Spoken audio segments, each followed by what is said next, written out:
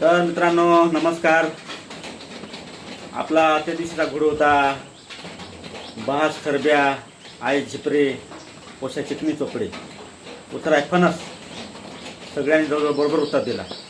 बहास खरब्या म्हणजे वरता तो खरबाळा भाग, आई झिपरी म्हणजे ती भाजी नाही का फणसाची, आणि पोशा चिकनी चोपडी म्हणजे घरं, म्हणजे उत्तर फणस बरोबर आहे.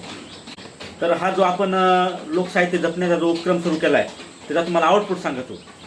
काल मी एक शाळेवर गेलो तर तेथील विद्यार्थी सांगत मला, सर बुवा आमच्यावर एक घोडा टाका ना बुवा.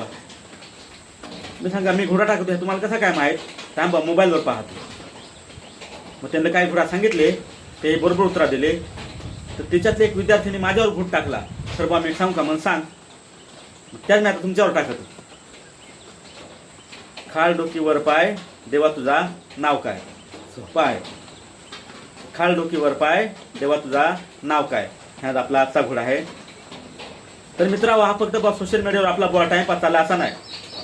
तर आता हे पाहिला तुम्हाला मी उदाहरण दिला, तर ह्या लोकसाहित्य जपण्याचं आपण चांगलं काम करत आहोत आपण सगळे असा.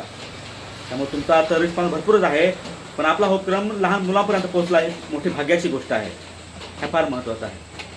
हां म्हणून आजचा आपला घोडा आहे खाल डोकी वर पाय देवा तुझा नाव काय. उत्तर कमेंटमध्ये. धन्यवाद.